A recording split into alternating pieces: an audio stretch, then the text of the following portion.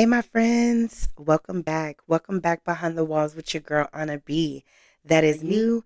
As surprised as I am that I'm on this screen, well, I'm not really surprised.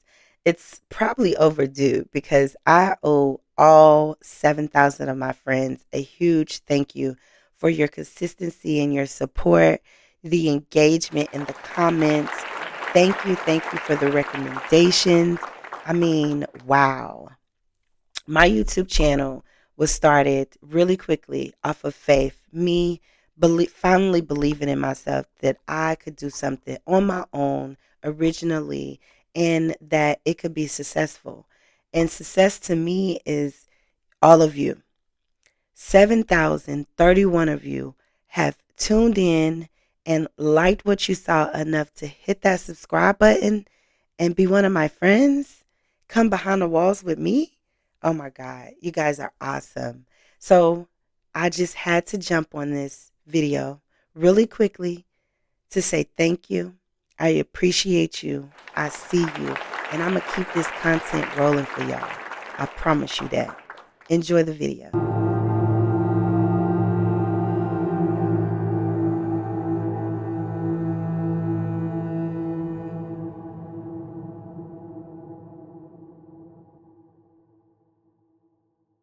As you can see, the title of this video is different from our past videos. Reflections of the Past with Elizabeth Shannon. Elizabeth Shannon was arrested at age 15, charged with murder of her stepfather, Major David Shannon. Elizabeth has been behind them walls more than 20 years now since her arrest in 2002. She was found hiding under a couch in the Sunset Mobile Home Park. Major David Shannon was shot on July 23rd while he slept in the bed he shared with his wife Joan at their Cottondale home. Joan was charged and convicted of first-degree murder and conspiracy. He was sentenced to life without parole in 2005. Prior to her conviction, her daughter, Elizabeth Shannon, pleaded guilty and was sentenced to 25 to 31 years in prison. Now, I was going to do a story, and it was going to focus on Joan because she is,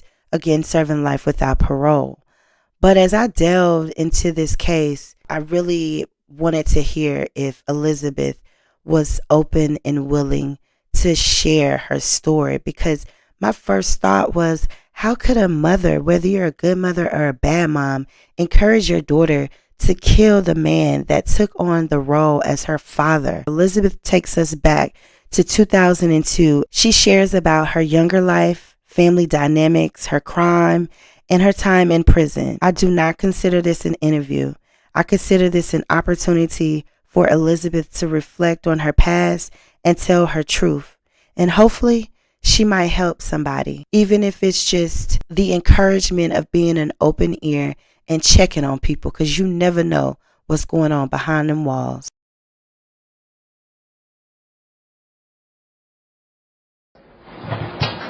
Elizabeth Shannon said she was sorry, that she made devastating choices, that she'll live with shame forever. Her lawyer broke down and cried. Her aunt begged for mercy. Elizabeth is still a wonderful person. She made a terrible mistake. Then the judge made his decision. 25 to 31 years behind bars. She was my baby. She's a happy child. She went through a bad time, but what teenager, I don't know if any of you have children, but what teenager doesn't give their parents a run for their money? Shannon admitted killing her father, but said her mother made her do it. So prosecutors made her a deal. Prosecutors said, plead guilty and testify against your mother, and we'll push for a lighter sentence. And that's what happened. In 2004, Shannon pled guilty, and a year later, she took the stand at her mother's trial. Relatives watched. Elizabeth is a very vindictive, evil child. Since Shannon made good on her promise, prosecutors made good on theirs. She could have faced life in prison. We had to have the testimony of Elizabeth Shannon, and I think we knew that from the beginning. Now both mother and daughter are in prison. Joan Shannon for life, Elizabeth Shannon for decades. Jason Stujenki, WRAL News, Fayetteville.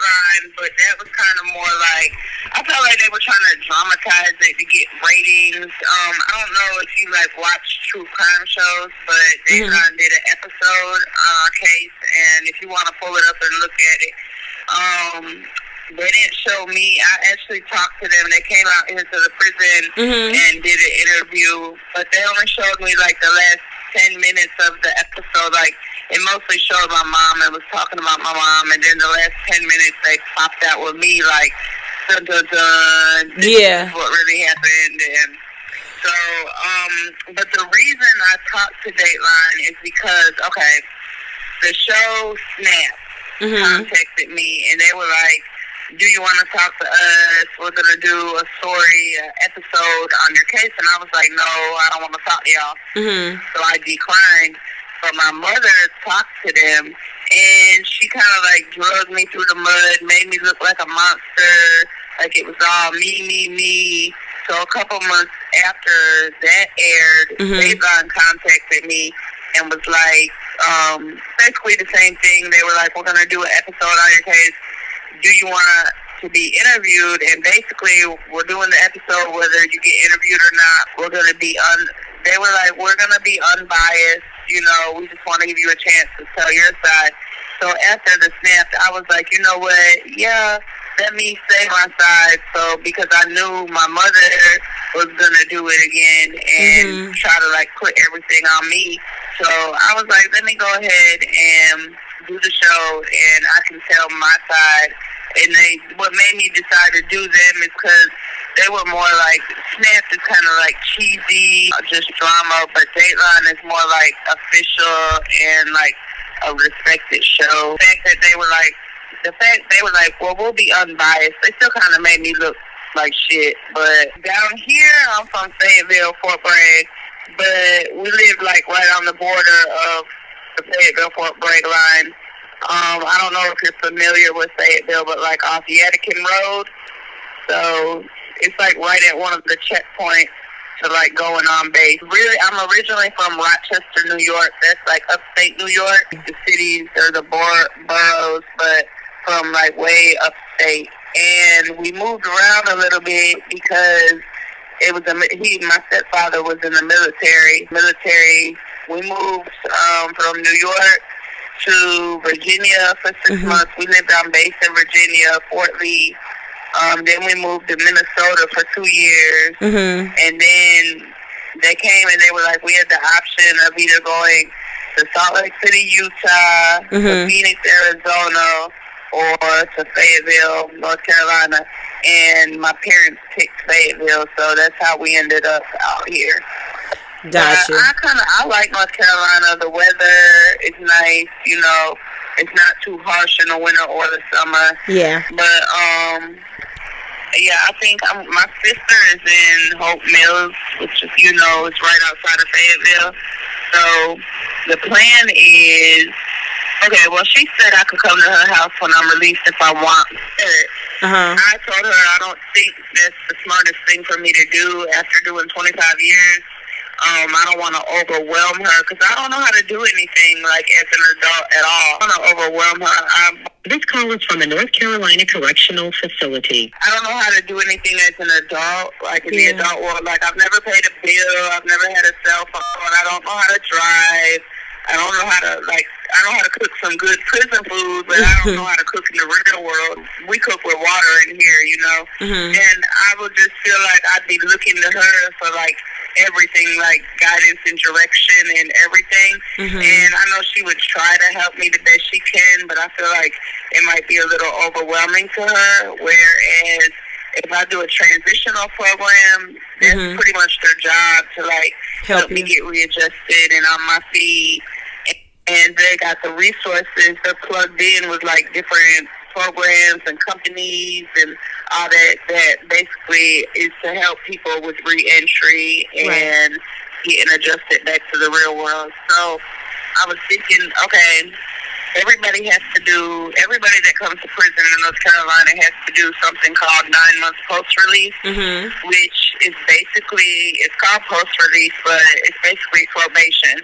So that's a nice going away present. Like, You do all your time, and then you get to go beyond probation.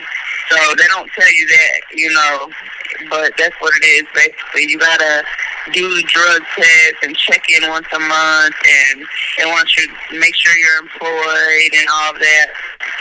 I don't think, the only thing that's different, you have to pay a fee when you're on probation. I don't think you have to pay a fee for post-release, but post-release is 9 months.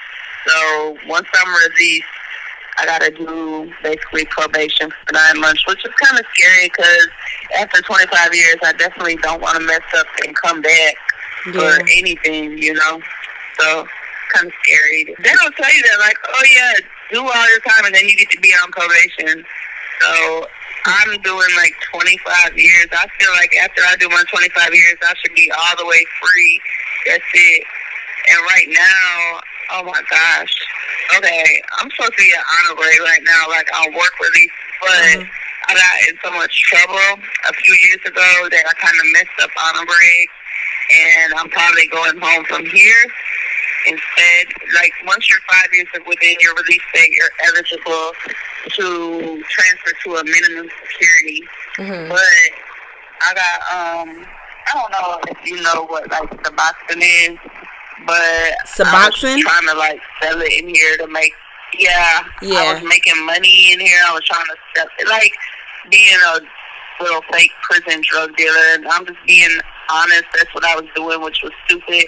And I got caught. I had to do 6 months in segregation, which is 24 hours, 23 hours lockdown. You come out for an hour, except for on the weekends. And you go outside in like a little, it's like a dog kennel cage for rec. It looks like a dog kennel cage, like literally. And they lock you in there, and you stay out there an hour, and then they come back and get you. And it's like outside, so that's considered your hour of like fresh air, So that's Monday through Friday, and then Saturday and Sunday you don't go out.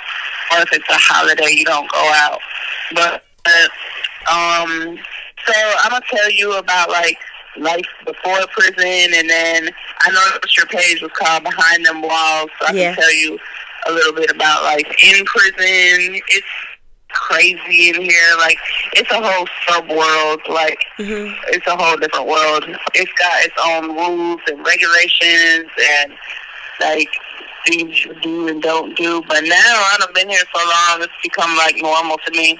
What was, like, shocking and weird when I first got here is like just the norm now. Like, oh, people in the bathroom fighting, that's normal.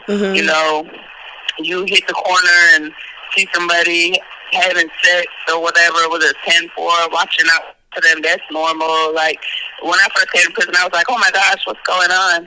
But now it's all pretty much, I've become like so used to it. You've been there since you were 15 or 16? 15, but okay, I didn't actually come here when I was 15 because I had to go back and forth to court for 3 years because, okay, basically I was going back and forth to court. Okay, so I got arrested a month after I turned 15. I turned 15 June 24th, and I got arrested like July 23rd. So I went to a juvenile, and I stayed in juvenile for 2 years. While I was going back and forth to court, and they actually decided to try me as an adult, so they bounded me over from juvenile court to superior court. And after that, I was 16 by then. I had just turned 16, so they moved me from juvenile and put me in the county jail in Fayetteville. So I stayed there for a year because I was still going back and forth to court. So right when I turned 18, You have 60 seconds remaining. they moved me from the county jail to the prison here in Raleigh. So in October of 2005, I transferred to the prison, the women's prison at NCIW. And I've been here ever since, except for I did do 2 years at Anson, the other prison, but I came back here through like mental health. Because I had kind of like a little nervous breakdown, so they sent me back here. You have 30 seconds remaining. Almost a year and a half ago. It was not this past May, but the May before. Okay. The idea of that. I like the idea of letting people ask questions too. Oh, really? Okay, because cool. you never know what somebody's wondering or what they're thinking, you know, Yeah. or what they might want to know. Also, it's something like what I'm in prison for, I'm ashamed of. I feel guilty, but I do feel like I can use my story maybe in a positive way. And, like, somebody, a teenager out there might hear it and be like, oh, something like dawn on them, you know, like maybe they should just reach out and talk to somebody or seek help if something's going on, you know, behind closed doors at their house. Like, nobody knows what's going on. Because I wish I would have had somebody to talk to or, like, to reach out to, you know. And I just know my life would have been so much different if I had that. Because obviously I wouldn't have done my crime. Like, my mom was literally asking me to do it for, like, 6 months straight. And I never said anything to anybody because I didn't have anybody, like, that I trusted enough to talk to. So I had my sister, but the thing about my sister is we're close. But, okay, she got pregnant when she was 15. So when she was 16, she had the baby. So she went back to New York to live with one of our aunts because she just wanted to get away. I think she was kind of, like, heartbroken. She took my nephew and went back while all this started. She went back to New York. So she wasn't around or, like, aware of what was going on with me and my mom, you know. She heard my mom talking a couple times, saying stuff like, my mom was on the phone one time and was like, oh, why can't his plane just go down? Because he used to travel a lot and for his job. And my sister, they actually, like, subpoenaed my sister and made her come to court all the way from New York and testify, you know, at my mother's trial about certain things. So that was kind of crazy too. But, like, I took a plea deal, I took a plea bargain, and my mom went to trial because I'm the one that actually did the crime. And I think she felt like because I'm the one that actually did the actual shooting that she would get off and they would find her innocent. So I have a murder charge. Okay. I have second degree murder and conspiracy to commit first degree murder, and that's because I took a plea. She has first degree murder and conspiracy to commit first degree murder. So they still, like, even when they're going to trial, even with me telling them, like, yes, I'm the one that actually did the crime, they still found her guilty, and the judge was basically like, you were the adult, you know, in this situation, and basically he would still be alive if it wasn't for you. So I'm giving you more time. Like, whereas when I got arrested, I told him, I was like, I did it, you know. I had been on the run, and I was just exhausted. So I probably should have been like, I want a lawyer. But when they were interrogating me, I was just like, you know what, I did it. It was me. You know, they were trying to get me to say that my mother did it because they were like, we know she did it. Just tell us what happened. And I was like, no, she really didn't. But come to find out, though, when I got my, so she made bond because she was an adult. She had a $50,000 bond, and my aunt actually posted it for her, and she got out. Well, I was a juvenile, so they don't give juveniles bonds. So I sat for 2 years in juvenile while she was out on bond.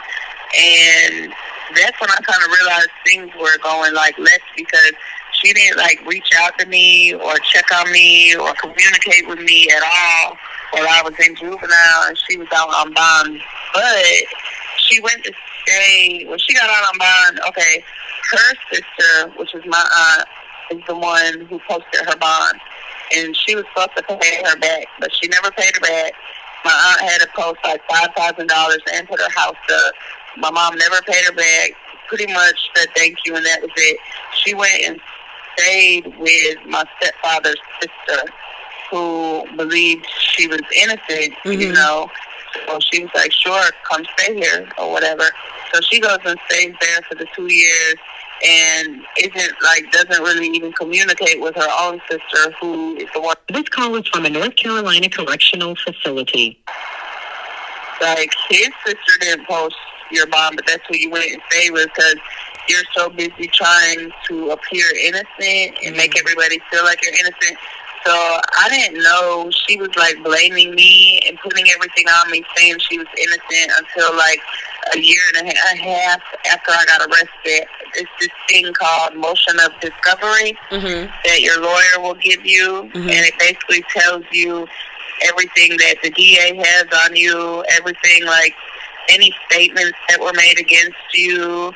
It's like basically everything that they're going to use against you when you go to court. They give you a heads up about it. So my mom was like, her statement was like, I can't say 100% it was her, but it was somebody her side that I saw shoot him, and basically like, oh, I was this horrible, crazy teenager that ran away and was doing drugs and was having sex and all this stuff that really the only part that was true was I ran away all the time, but I wasn't doing drugs, and like the only thing I had ever tried was weed, and I don't like weed because it's like I have muscle spasms. I think I'm kind of allergic to it because whenever I used to try to smoke it as a teenager, like my muscles would start jumping, like spazzing.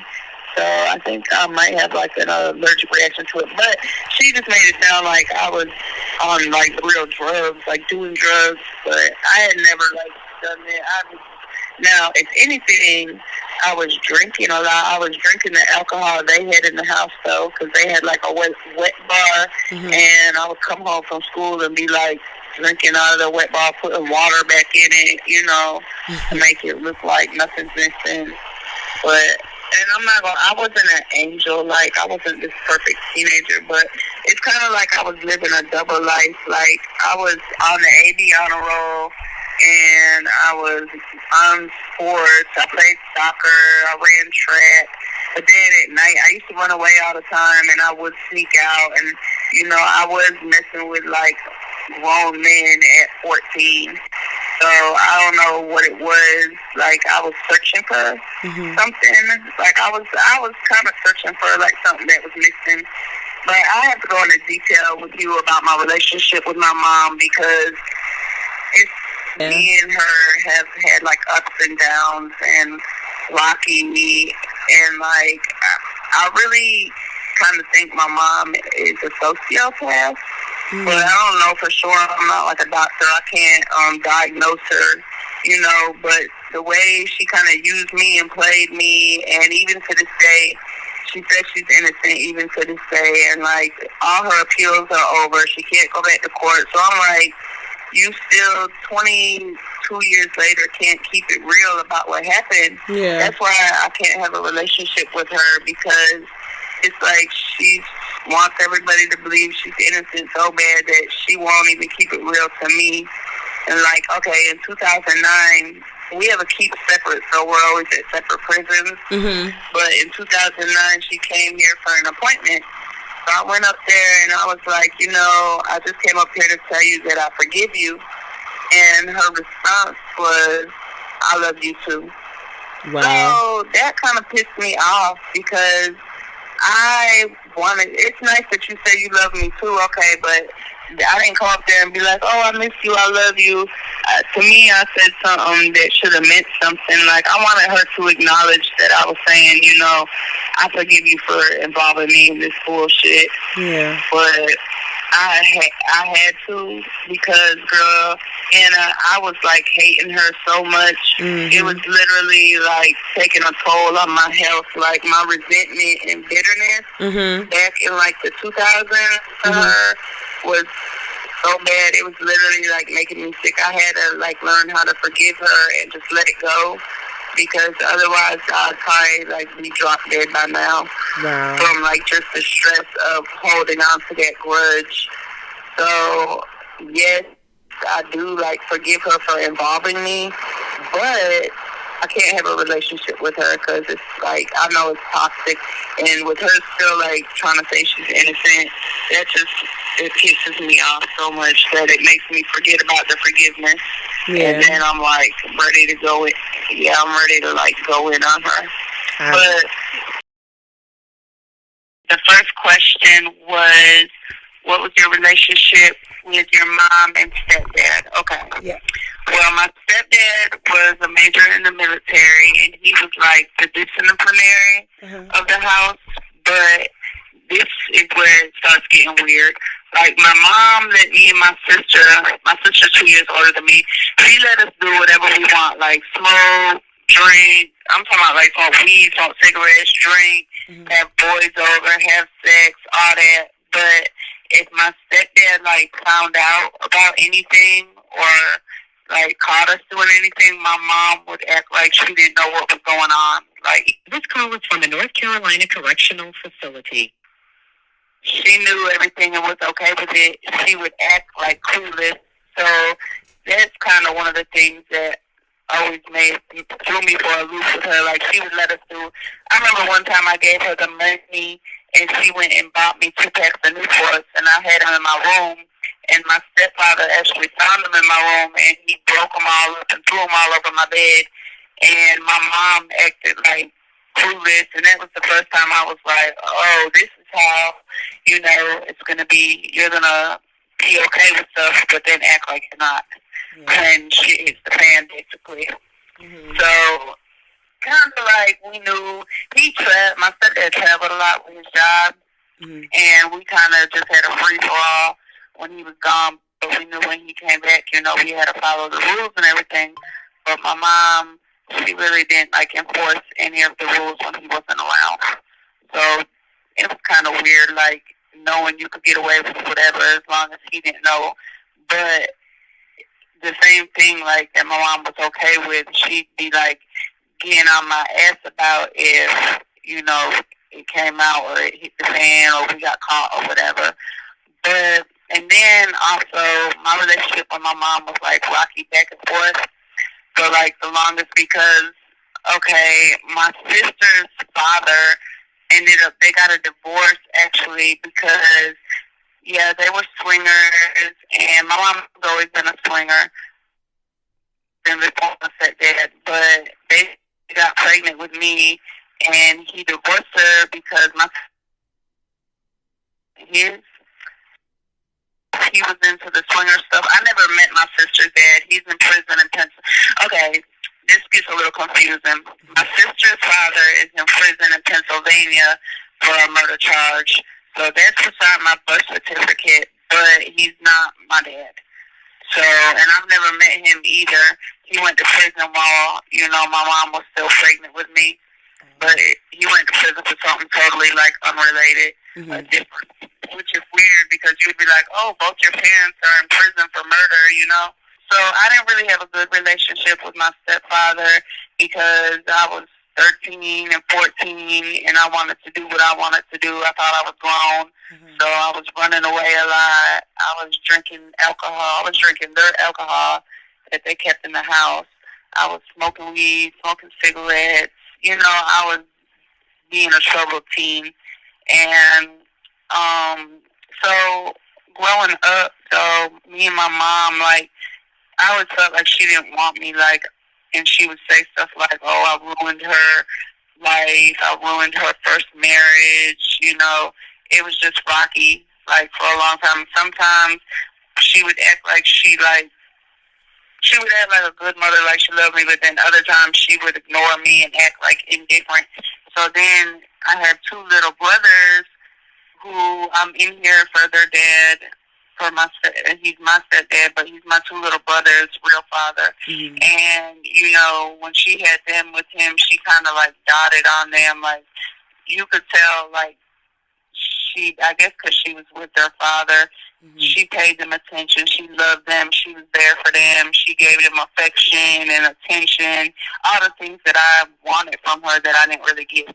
So I kind of was jealous somewhat that they were getting the love from her that I wanted, you know? Yeah. So, and just me and her always used to argue and stuff about, the main thing, she didn't like when I would run away because she wanted me and my sister there to be babysitters for my little brother. So that kind of goes into the second question, did you know about their personal life? Me and my sister did, because, like I said, my sister's 2 years older than me, and it was kind of hard for them to hide. They were actually in a club called Fayetteville Gangbangers, which is a swingers club. It's for, like, adults that are swingers. And I know about it because my mom actually told me. So 6 months before the crime, she started acting like my friend, like confiding in me, talking to me, you know, and just I'm trying to, like, keep it, I'm all over the place with the story, but you're good. It's just like she started treating me how I wanted her to treat me my whole life, basically. Like, acting like a mother, showing me love, taking me places with her, doing things with me, and then, okay, but going up until, you said describe the events, heading up until the night from the time she asked me. Yeah. The first time she asked me to kill my stepdad was 6 months before it actually happened. And I kept saying, no, I'm not going to do that, you know. And lo and behold, during that 6 months, I didn't know she was already trying to kill him herself. Like, she was trying to poison him. And I didn't know till I actually saw her put something in his food one time. And I think this is where she got the idea to ask me to do it, because when I saw her put something in his food, I never said nothing. Like, I didn't say anything to her, to him, to anybody else. And I think she knows I saw her because I was at the kitchen counter doing. This call is from the North Carolina Correctional Facility. I could see everything she was doing, so I think that's where she got the idea, like, oh, she didn't say anything. Yeah. Maybe I can ask her to do this and get her to do it, you know? Because she, like, actually put something in his food, gave it to him, and he tasted it and was like, something tasted funny. So then she acted like she was tasting it, but she really didn't. And she was like, oh, it tastes fine to me, but I'll get you another one, you know? And threw away that, obviously, because it had a taste or something about it. But then also, I didn't know until after the fact, she was trying to hire somebody to kill him. And the person wanted payment, like, all up front. And I guess my mom was like, half now, half after. And they went with that. So that never, like, panned out. But they actually got subpoenaed to court and had to testify, you know, that she was trying to hire them. What the DA did was he gave them a plea to immunity, which is if they go ahead and testify and tell everything they know, nothing they say can be used against them to, like, prosecute them. Right. So he could get up there and be like, yeah, I was talking about, you know, killing him for profit, but I didn't do it because blah, blah, blah. And, you know, basically they wouldn't prosecute him for that, because they wanted his testimony. Exactly. So, yes. But the 6 months leading up to the crime, like 2 months before my crime actually happened, she came to me with a gun, and it was actually my stepdad's gun. We had, like, 3 guns in the house, but they were in a gun safe that only her and my stepdad knew the combination to. So she brought me a gun, like, 2 months beforehand and put it in my dresser drawer with a box of bullets, which I don't know why she gave me a box of bullets, but she did. And she was like, you know, you need to practice. You need to practice using this. You need to learn how to use this. And then, like, in the weeks leading up to it, she would take me and, like, spend money on me, take me shopping, buy me clothes and stuff.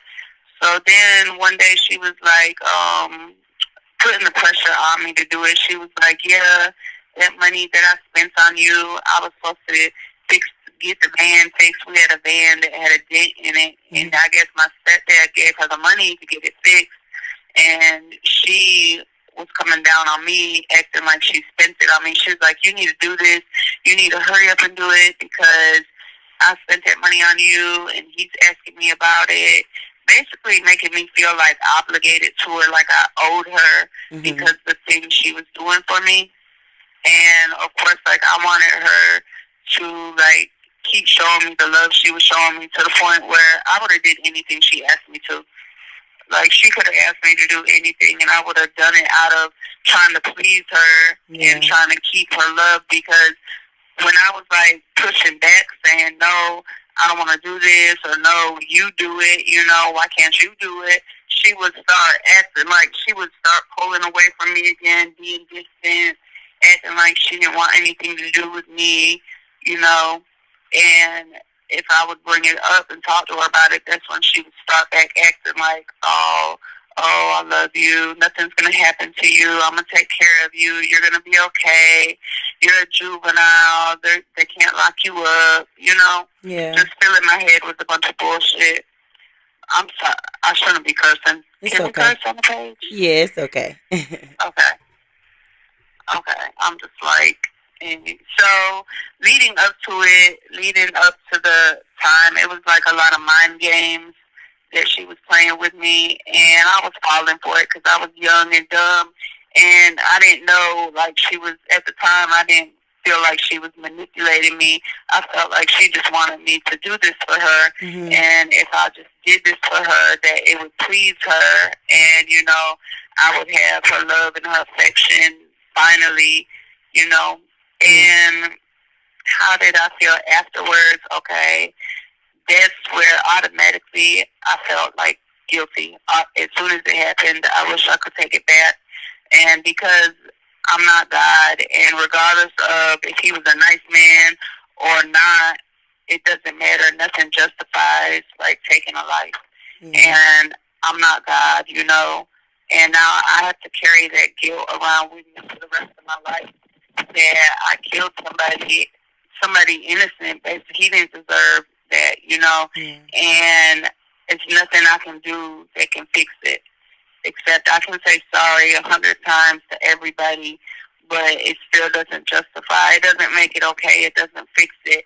And I'm ashamed. I have to tell people I have a murder charge, and automatically I feel judged because people are like, oh, that's evil, you did this evil thing, and you're a bad person because you did this, and I have to deal with that, and it's always going to be people that judge me based off my crime, and I have to deal with that. But immediately afterwards, like, I felt, the word is remorse, because I was like, I can't believe I just did that, and the strongest feeling was I wish I wouldn't have done this. Because now I knew automatically, like, my life shifted, and you have 60 seconds remaining. So, yeah. Damn, that's deep right but there. I know I've been talking this whole 15 minutes. I didn't let you get a word in. No, it's all good. That's what I wanted you to do. Okay. So, I was going to say, if you have more questions, we can do like a part 2, but you would have to come up. You have 30 seconds remaining. We'll for sure do a part 2. Can I call back? Yeah, you can call back. Okay. I'll call back. Okay. All right.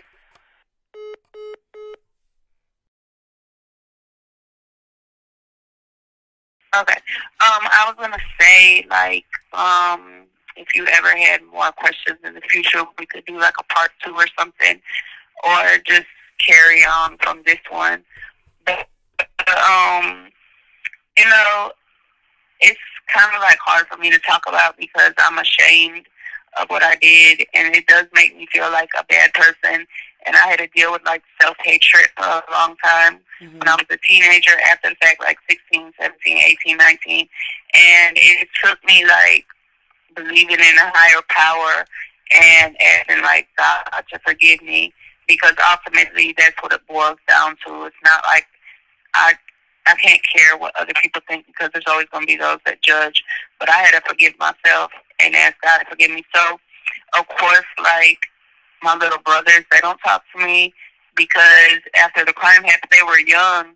They went to stay with his family members.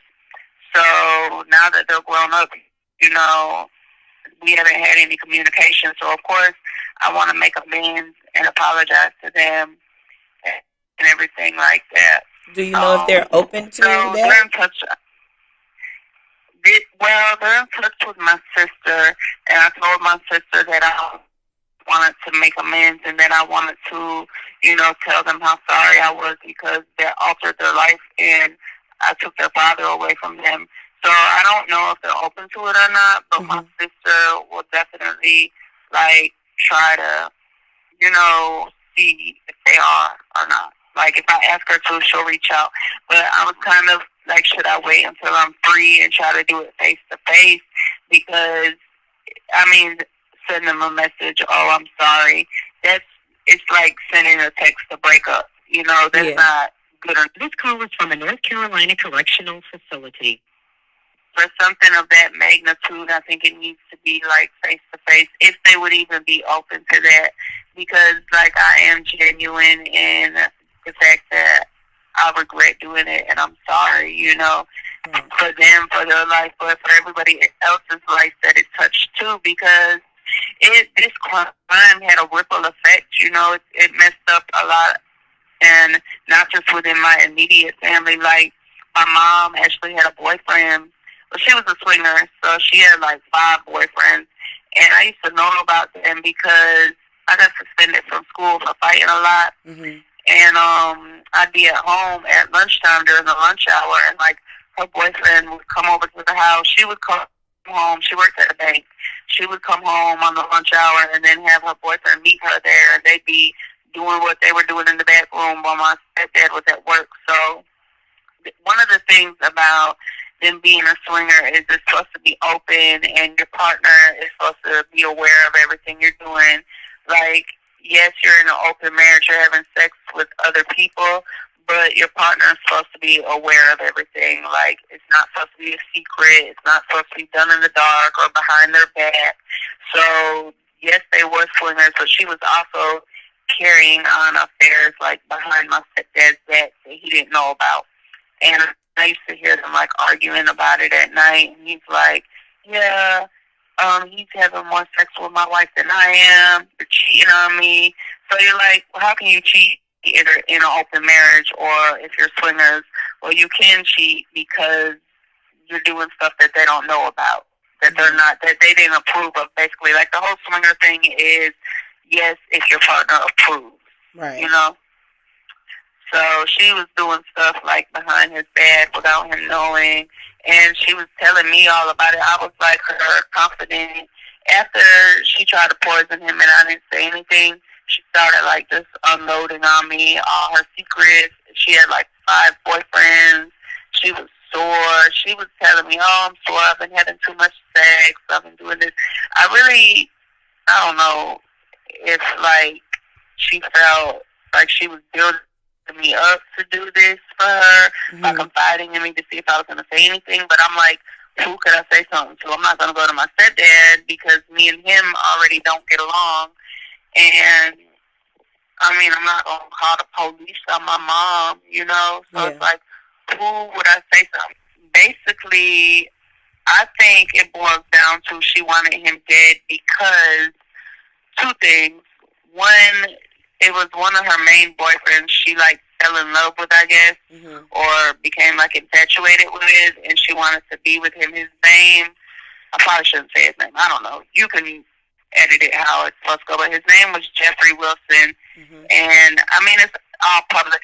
I'm going to say it because it's all public information already anyways, because everything came out at court. But is this the black man? His name was Jeffrey Wilson. He was, yes, and he was in the military also.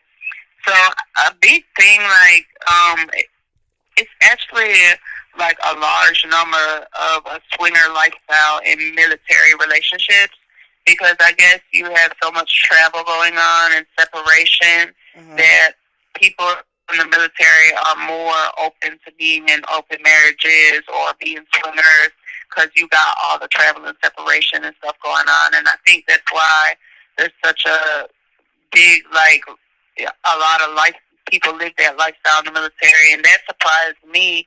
But most of the people that were in these clubs and that were swingers were in the military also. So, but her main boyfriend, she wanted to be with him, but he was married also, and he was a swinger, but his wife wasn't. His wife didn't know anything about, like, his little other lifestyle. So come to find out at court, he was leading my mom on because he wanted her to co-sign on like a motorcycle for him. Mm-hmm. He needed somebody to like, I don't know, go in on the lease with him, like sign off on it or whatever. Mm-hmm.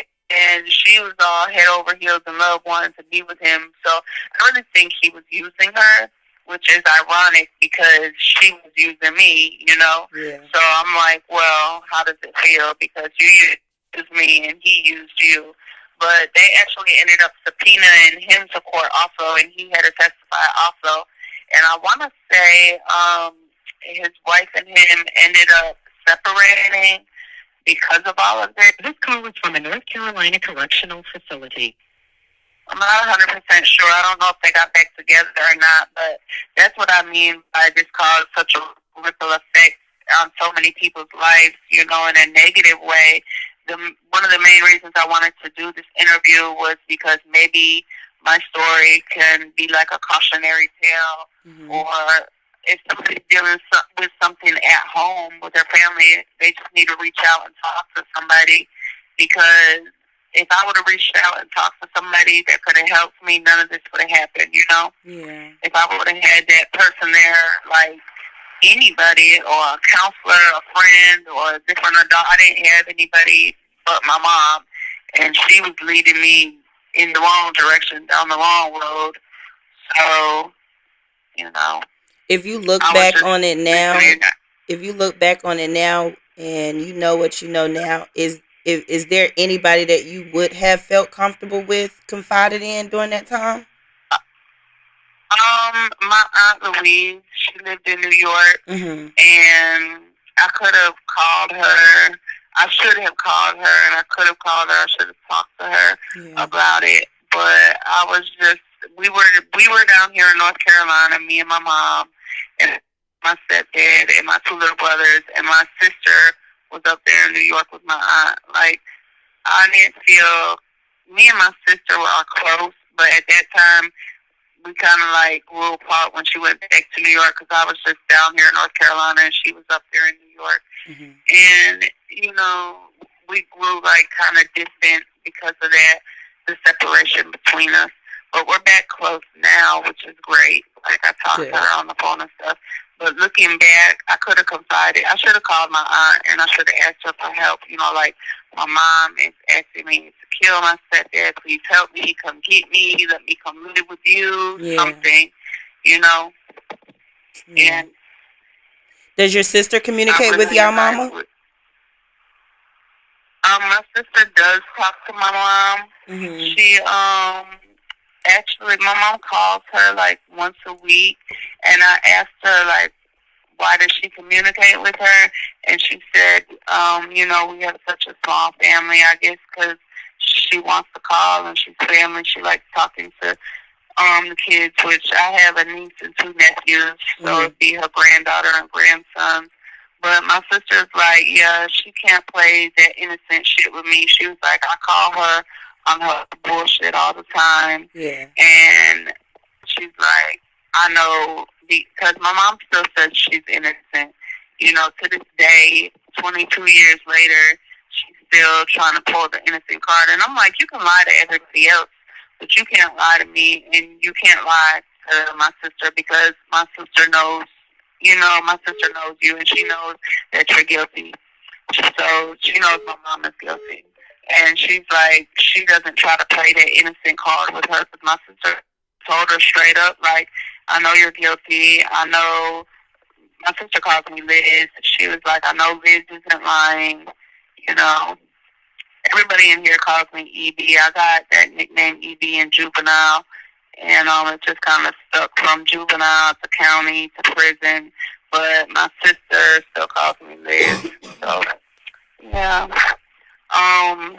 Looking back, if I could undo this, you know, I would. And I would have called my aunt. I would have reached out to her. Mm-hmm. I probably would have went up there to live with her. And then, but still, I wonder, like, would this crime still have happened? Would she have found a way to do it without me, being that she was already trying to do it herself before I just wish she never would have involved me in it at all. Like, it ruined my whole life. and it ruins a lot of other lives too. You know, and I wish I would have really thought about what I was doing instead of just trying to please her. Right. If I would have sat down and thought about what I was doing, I wouldn't have done it. You know, if I would have took the time to really think it through, because she's like, you're a juvenile, you're not going to get locked up, you know, I'm going to take care of everything, you're going to be fine. Me listening, just blindly listening to her was one of the dumbest things I could have done. I should have, like, really thought about what I was doing, my actions, what was going to happen after the fact. I should have thought about him, you know, like his life. He didn't deserve that. Yeah. And, like, I really am ashamed that I committed that crime, you know, and I have to carry that guilt and that shame for the rest of my life. And it's harder to deal with. And, you know, you don't want to tell people, like, oh, I have a murder charge. This is what I did. This is why. Because people do judge, and it's hard to deal with, you know. Are you judged in prison? Have you been judged while you've been doing your time? By some of my peers that are in here for, like, non-violent crimes, yeah, 'cause they look at you like you're this horrible, evil person, like, oh, you killed somebody, you're a murderer, you know, you deserve to be in prison. And that's another thing, like, I never really complain about my time. I got 25 to 31 years. I don't complain about my time because I feel like I deserve the time that I got for the crime that I committed. Like, even though I was a juvenile, it's still, you still have to have some kind of payment. You have 60 seconds remaining for the crime, you know? Yeah. And you have 30 seconds remaining. Yes, I know, my friends. Just a bit of an abrupt end to the words of Elizabeth Shannon. But as you heard, she is open to answering additional questions. And if you're interested in a part 2 and possibly doing a part 2 live with Elizabeth, where you can ask your questions yourself and get your answers, hit the like button, drop a comment, and let me know what you think. Thank you so very much for listening. And of course, we must end this with a moment of silence and send our condolences to the Shannon family, his children, his sisters, his mother, and everyone that was heartbroken behind.